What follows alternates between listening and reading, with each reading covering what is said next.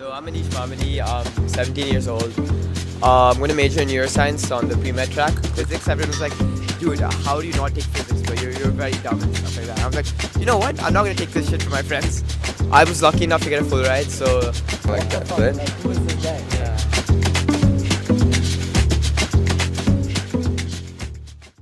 So, what's your name? So I'm Aneesh Mamidi. I'm 17 years old.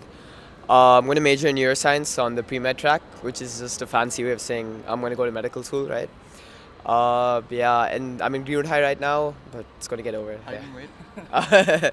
I'm 5'9", but I like to say 5'10". Yeah, I think I'm like 60 kgs. It's okay, he's 5'4" on a good day. So, bro, USC. Pretty cool school. Yeah. How are you feeling? I think for the majority of the population, USC is quite expensive. I think it's like the most expensive school in the US. I was lucky enough to get a full ride, so it's one of my top choices. But even without a full ride, if you have the money, I would say USC is a really great school. I think for CS, the Turbai school, it's really good. I think it has one of the best business schools, Marshall School. So yeah, it's a great choice, and it's good for me, especially because pre-med, trying to save money, I'm not rich, so a full ride is great. So yeah, it's kind of one of my top choices. But what's the application process been like, or like the mindset going in, right? Was USC always going to be number one, or kind of did it bloom once you figured out that the scholarship program is great? Or what was that like? Yeah, so USC was not my top choice when going into the process. I just applied because, California, nice weather and stuff like that. I actually didn't know I was going to get a scholarship before applying. So there's not a separate application for the scholarship. They just look at your profile and then they consider you for a merit finalist, and then you take an interview after that. And then they see how's your vibe and stuff like that. Are you going to be a good candidate for their school? And based on that, then you get either a presidential, which is 50%. And my parents explicitly said that you're not going to USC unless you get a full ride. Because 100K, that's too much, bro. That gives nightmares to most parents. So yeah, my mindset was just apply to as many schools. I actually went with the shotgun type of strategy where like for EAs, I basically just went, okay, let me go with my safeties. And I was fine going to a safety for medicine because pre-med really doesn't matter. Med school is something that's important. So I was like, okay, let me apply to all my safeties in the EA round, and then RDs, let me just go crazy, all of your Yale, Princeton, and that did not go to plan. But luckily, yeah, USC did work out for me, yeah. You're majoring in neuroscience, Yeah. right? Where does that spark sort of come from? Yeah, so putting my interests aside, if you're going to pre-med, what's traditionally done is you major in these subjects that help you with medicine. For example, biology, chemistry, neuroscience, psychology. These are the typical majors. But yeah, I actually took neuroscience because I was always interested in the brain and stuff. I did research on like brain cancer and stuff like that. I was always really interested. I started with this neuroscience type of guy. But I actually might switch majors once I go to college because the thing about pre-med is you have that flexibility to really explore your interests. I might go in 2 years later be like, okay, maybe medicine is all my thing. So it's not really set in stone, but yeah, I was always kind of like a brain kind of guy, stuff like that. From kind of day one, did you know it was going to be pre-med for you? Or are you applying to USC kind of quasi like undeclared? Like, do you expect that change to happen? Or like, are you pretty set in stone, at least for now, that you do want to do medicine? And like, how did that kind of arc come about? Yeah, so I actually come from a family full of software engineers, and yeah, most of us. Yeah. I was like, no way, I'm sitting on the chair for 8 hours straight. I didn't really like this engineer, but at the same time, I was really into the sciences and math and stuff like that. So I was like, okay, why not give medicine a chance? I think becoming a doctor or going into medicine is like a mix of everything that I want. It has a respect, You're studying for 16 years. It better give me respect. It's giving you good money, especially in the US and stuff. And it really answers the why questions. Like if you want to know why are things happening, I think medicine is perfect for you. So that was kind of really what led me to medicine, So it's kind of set in stone in like 8th, 9th grade.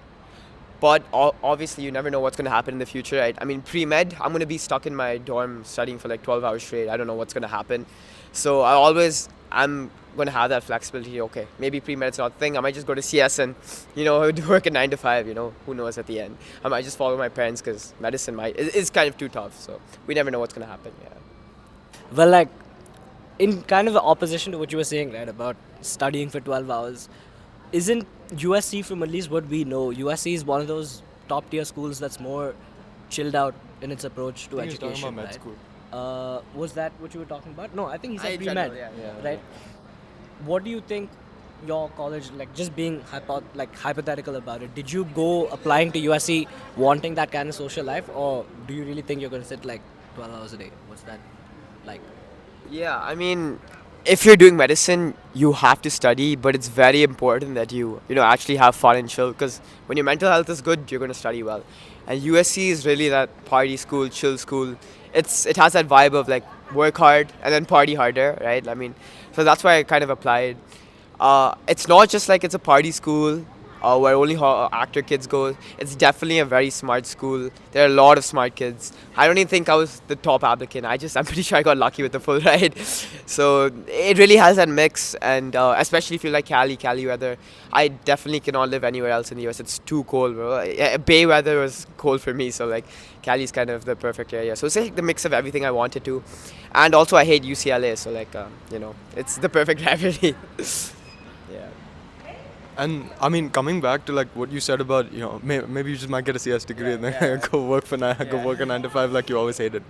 Is that uncertainty sort of scary, or is that like how Do you find that fun? do you find that fun?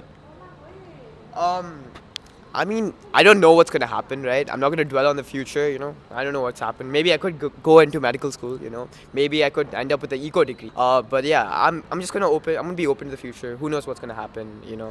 So yeah, I don't know. I'm just gonna hope for the best. Let's see what's gonna happen.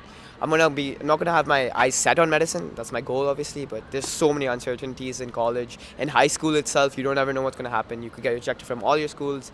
You could switch majors. You never know what's gonna happen. So it's just better not to have that fear. Just go into the mindset. I'm gonna work as hard as possible. What happens, happens. What's outside of my control, I'm not gonna get controlled by that. That's really what the philosophy is. Yeah, and I think that's sort of the beauty of the process as well. Like I know people that like majored in physics undergraduate and then go and do like law at Yale or something like that. So I don't know. It's just a lot of people are. That's the beauty of the process as well. Like it gives you that incredible academic liberty to find your interests, because like it accounts for the fact that you're a teenager and you haven't figured out what exactly it is you like. Some people haven't. Good for them. I know I haven't. So I think that's gonna help me when I apply. Yeah, but I think that's actually pretty interesting. But I think we'll come back to that in a bit, right? Let's take a step back and actually look at high school. I think a lot of what we've been speaking about is studying hard and stuff, right? Has that kind of culture for you stemmed from high school? Like, have you, was that kind of academic rigor? How did you build that in high school, and what was kind of tackling school like overall from an academic perspective? Yeah. So a lot of people say high school is not important, right? I mean, I would say what's important about high school is maybe not your grades, but it's about developing a work ethic that's translatable to any part of your life, right? And a big part of developing that work ethic is your competition in school, right?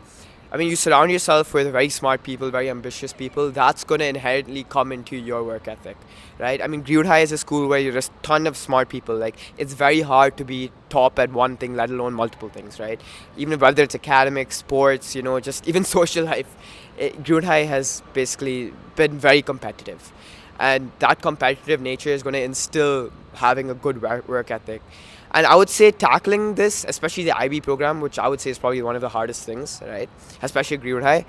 I would say that balance is probably the most important thing, right? I mean, obviously there's a big difference between a 41 and a 40, especially even in college perspective. But if you can sacrifice at one point for, being stronger mentally, being stronger physically, getting a sport, I would definitely do it. So how I look at it is a cost-benefit analysis. You know what I mean? Like, okay, I might not get a 41, but at least I'm going to have some sports. I'm going to have some time with my friends. I'm going to be happier.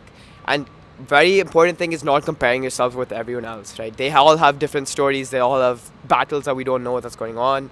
So I would say in high school, balance is super important. Not looking at anyone else and saying, okay, that guy's doing an extracurricular, he's doing research at Harvard, why am I not doing? He has a completely different story. You have no clue what's going on. So I would say keep yourself the main character in your story in high school, and build a work ethic rather than your scores. Build a work ethic. Study for the sake of learning rather than scoring. You know what I mean? That's going to go a much longer way than any type of exam in college.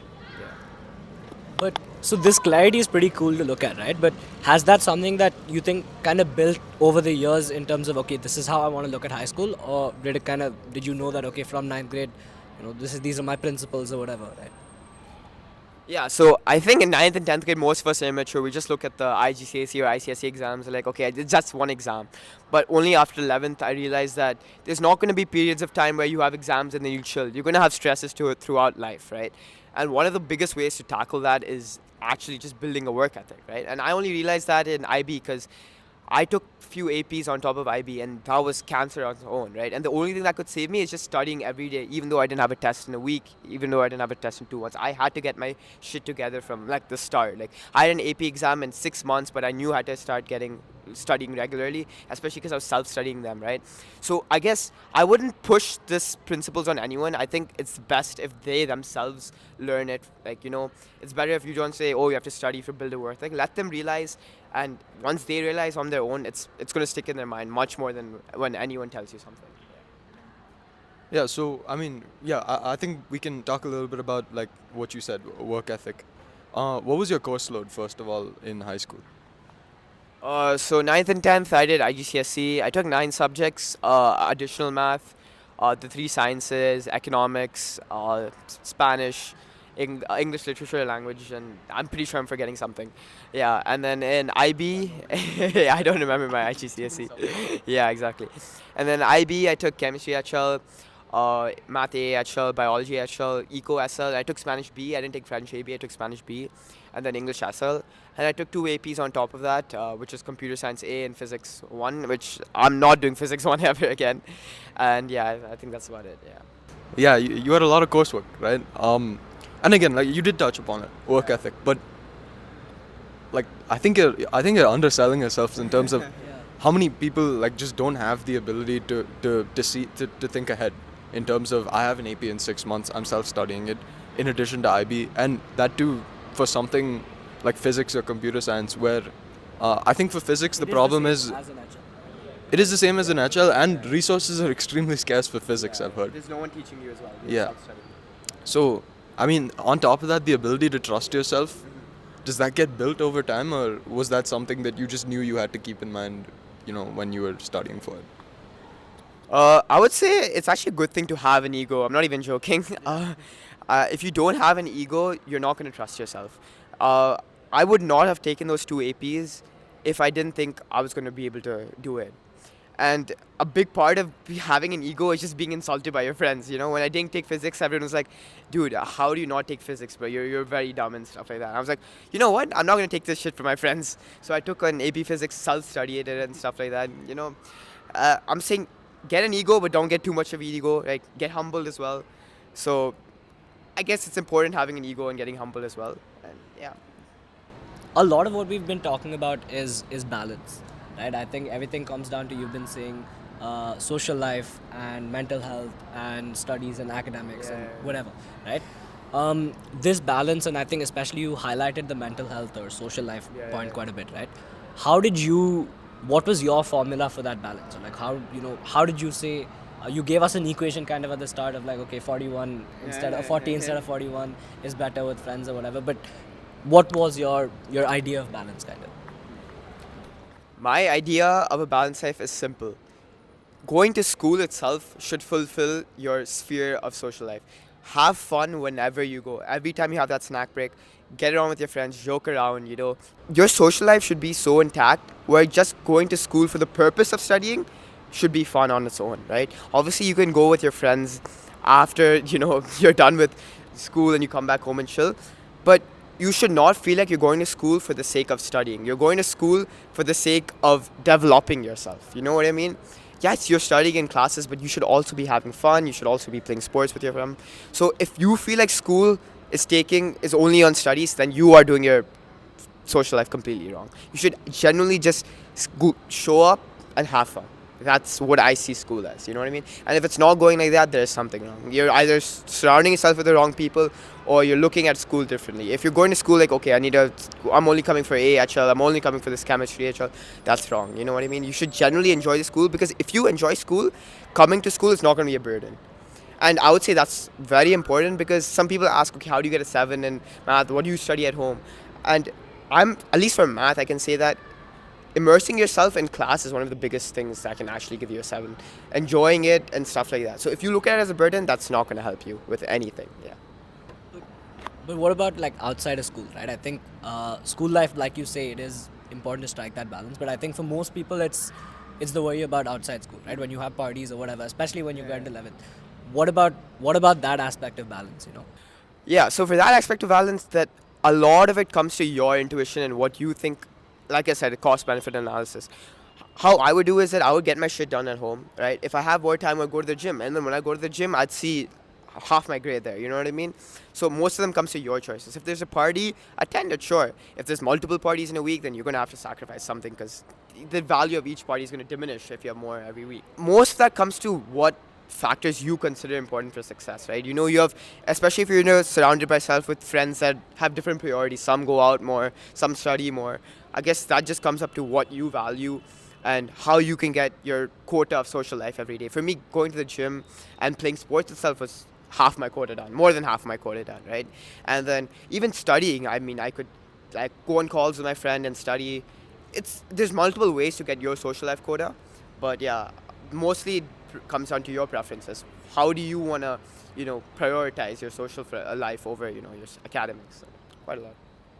All right, so I think we can come back to the actual application part, right?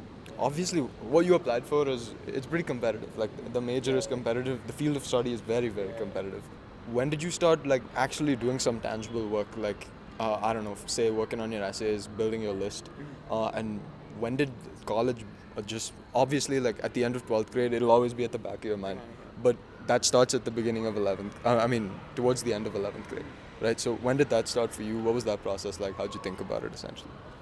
I mean, being Indian, you're always going to be heard of Stanford, Yale, Harvard, and stuff like that. That's always there from like 4th grade, 5th grade onwards. But yeah, like you said, I mean, from 11th grade, first term end, starting of second term, I guess second term end, that's when things really start to pile up.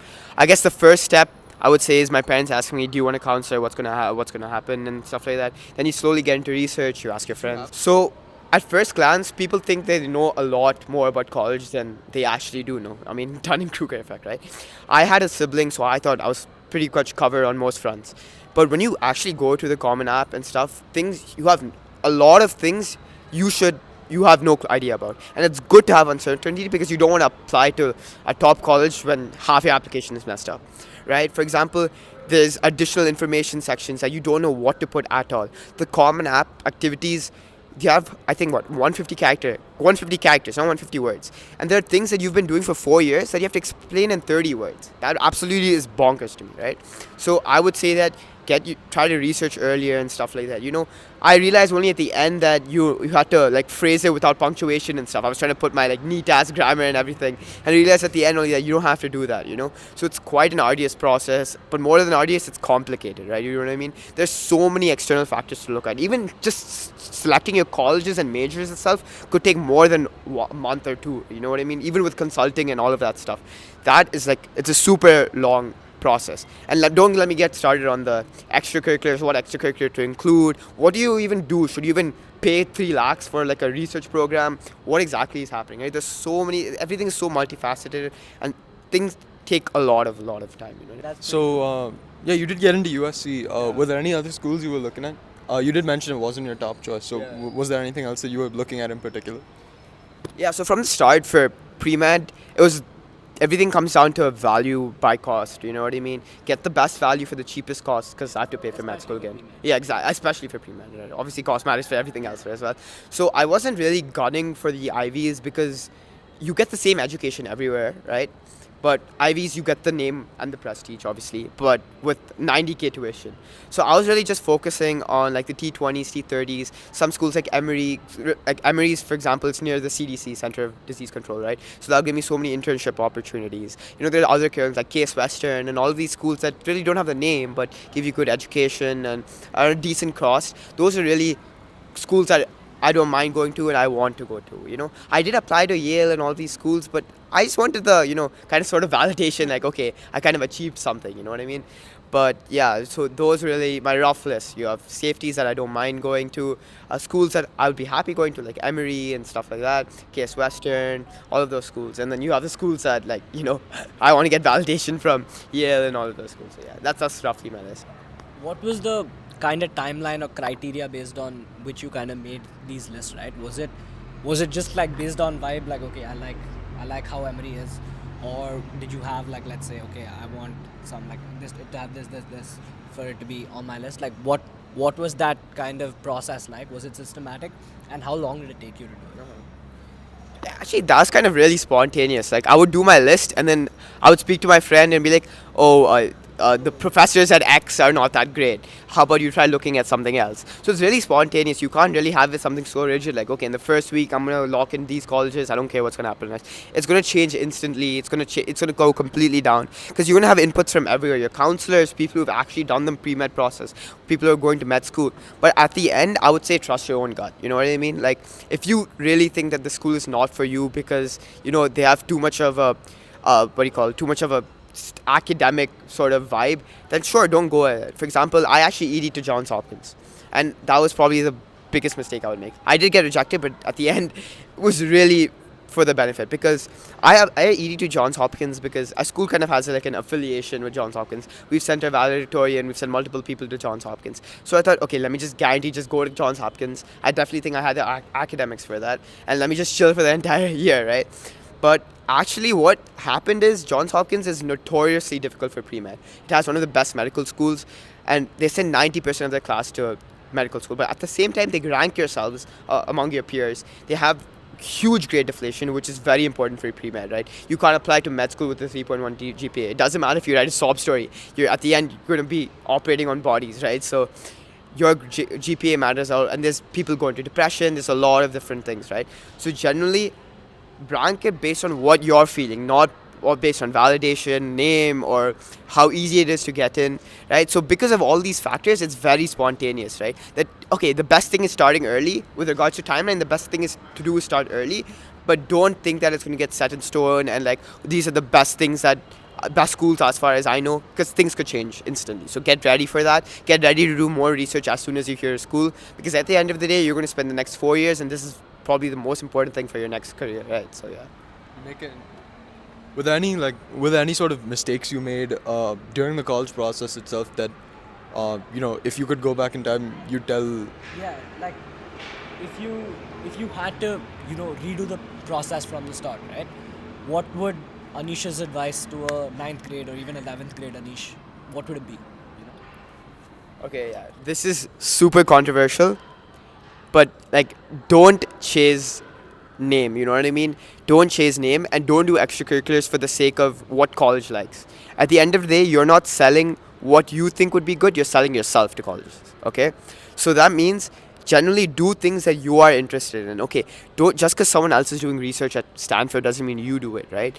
At the end, you get just so intertwined in all these extracurriculars and classes that you don't like, that at the end of the day, you don't just perform well, you don't like this stuff. And that even might impact your college applications, because you write essays on what you do. So I would tell myself, ninth grade, don't focus so rigidly on getting these top colleges. Focus instead on like what you like, because at the end of the day, you're going to get college that fits you the best, which is the most important, right? So for all those 9th graders saying I want to chase these schools and everything, that's definitely not going to happen. That's say worse. I mean, this might be really controversial, but I would say focus less on college. You know what I mean? Like, focus less on college and focus more on what you can do, right? I would say probably the most important thing. Okay. I think again, let's read out a little bit, right? I think you spoke about doing research as one of your kind of the ways you kind of fell in love with pre-med, as well as let's say your I hate the word profile building, but something along those lines, right? What was that process for you like? Especially, I think in India, that's probably the hardest hurdle, especially when you start at 9, because we don't have the same access to opportunities as somebody in the States, right? So what was your outlook on, okay, this is, let's say, did you use your your extracurriculars as a way to find yourself in pre-med, or did you know that you wanted to do pre-med and you were going to model your ECs around medical? And then how did that kind of evolve?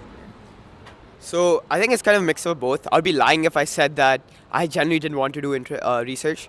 because at the same time universities love research because it shows that you're genuinely interested in it. So it's a mix of both. I want to do research and I also wanted to go to college, get to a good college, right? So the way I think about it is I actually cold emailed a bunch of professors at IASC and all these labs. Most of them just laughed at me. They just didn't respond. They would say that, I'm sorry, we can't offer opportunities to a 70-year-old. There's no supervision. What are you going to do? How do you even, this research question doesn't even make sense. So unfortunately, I did have to resort to as a research program. If someone asks me, should I do a research program? That'll depend on a multitude of factors like your parents' financial, because they are expensive, and it's not even guaranteed that you get things published and stuff like that. So yeah, I did a research program. I was lucky enough to publish my paper in it's Indigo Research, right? I was lucky enough to publish my paper. I won the Crest Gold Award from the British Science Association. But more than just the awards and stuff like that, it genuinely got me an upper hand in pre-med. Like, if you are doing research, do it for the sake of developing something. Like, okay, if you're doing the IB program, you're doing IAs and E's, but the level of research I did was the next level. I had to learn scientific ethical practices. I had to go online and try to sort data. I had to make this huge references was a huge thing. I had to go email authors saying, am I allowed to use your work and stuff like that. I had to learn so many different specialized softwares like Mendeley, ChemDraw. All of these were really, really extreme, right? And one good thing is, if I take these experiences to go to college, research becomes so much easier, right? For example, Princeton requires you to do, I'm not sure if it's Princeton or something. Yeah, Penn. I think Penn requires you to do a literature review for the first year, I think, right? And with these experiences, college generally becomes easy. That's why I'm saying my biggest advice is focus on skills, not on outcomes, right? And so with those skills, do research with the intention of building your research skills, not for the sake of getting something published, because that's going to go way longer than anything. Yeah. Apart from research, of course, that's one of the biggest kind of strands, let's say, that everybody takes. But apart from that, was there anything that you felt you did that really differentiated you, that you said, okay, maybe let's say you were really into playing, I don't know, the piano or something like that. Was there, apart from the very medical focused or the research focused side, what else was Aneesh's kind of story? You get me? Yeah, so you use a good word here, story, right? I think that's very, very important. So just listing your EC is crafting a narrative, right? Everyone can play the piano, but how are you connecting that? So I'm actually a chess player, right? For most of my essays, I connected chess to being house captain at school. For example, I said that I envision community like a chessboard, right? Each person, like the bishop, like the knight, like the pawns, they all play different roles, but at the end, they're creating a sort of set that's entire goal is to defeat the kingdom. You know what I mean? So I said that as house captain, I kind of looked at my community as that, each of them playing different roles. My entire goal was to craft a narrative, not just list down my EC. So Aneesh was the type of guy who likes community service, plays chess, plays sports, likes helping out people on the pre-med side, right? It's different from just saying Aneesh plays the piano, Aneesh wants to do medicine, Aneesh likes chess, you know what I mean? So it's all about crafting a narrative with your extracurriculars. I think when you do apply to college, you are, at the same time, you're kind of selling yourself, right? Yeah, it is like let's say, pitching yourself to a VC, right? This is what I'm going to give you, right? From that perspective, even hypothesizing, right? You don't have to be precise about it. Even if that's not how you looked at it when you were applying. What do you think they saw in you? What do you think that story is? What do you think Aneesh's impact is going to be, right? What is that elevator pitch, right? Are you going to be, for a company, it would be something like, I don't know, Uber for delivery or something like that. What is that version of you? Were you going to be, I don't know, Zuckerberg for hospitals or something like that? What do you think that story, or at least what would you want it to be, even if it wasn't that way? So, okay, I guess this is coming deep into my application process, but I actually went really unique with why I wanted to do pre-med. You know what I mean? I didn't just say I want to become a doctor, I want to become a doctor, I want to become a doctor. That's not what I said. I actually said that I wanted to explore diseases beyond infection. So looking at social determinants of health, access to groceries, and I want to talk about how you can actually fix preventable diseases. So that was kind of my core of my application, because one of my ECs was also, bringing awareness to preventative healthcare in rural villages. So I would say find your niche. Okay, everyone wants to become a doctor, but why do you want to become a doctor specifically? Everyone does MUNs and stuff like that, but why do you want to do MUNs? I've heard so many people saying, should I do MUNs? And because it's a hotspot for a lot of people. 3 or 4 things that almost everybody does. Yeah, exactly. Right? But it's about connecting those specifically to your broader narrative, right? For example, chess and yoga. I used to do yoga, right? I would talk about how yoga is connected to having peace and preventing diseases before infections and stuff, like calming your mental state and all of that stuff. So whatever extracurricular I did, and since so many people ask how do I know which extracurriculars to put on my profile, it's all about which tells a better story, which is a better piece in the entire puzzle. So yeah, that's what I would say. Yeah, and does that I think what I'm trying to pinpoint here is the feeling of many people really when they're told to craft their own story, they don't know how to go about that process, I think right? it's a very you're exploring yourself as much as you are trying to whatever. Right? And I think when I first sat down in ninth grade to do some college research, it's like, oh shit, I gotta go to college. I gotta do the normal thing, right?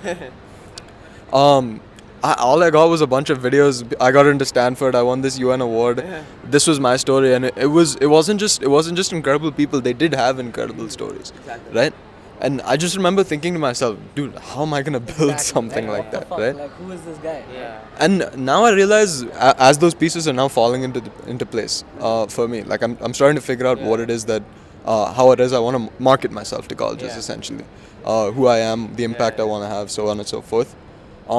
I realized that the process of self-discovery, it comes through a lot of different ways, and different people have different experiences. Was there any sort of experience that you had with that? Anything that sort of shaped what you wanted to do, the impact you wanted to have? Was it like an EC that you did, or was it just? It doesn't even have to be some sob story, bro. Like you don't have to tell me that you lived through COVID pandemic, you saw people die, and you want to do public health or something like that. Just I don't know. I can't even map how it's happened, right? Like I don't know how I've gotten interested in things. I just have. Yeah. How do you sort of think about that? Yeah, I mean, it's hard to pinpoint one EC that makes a story, because at the end of the day, it's a multitude of ECs that, sort of give that effect.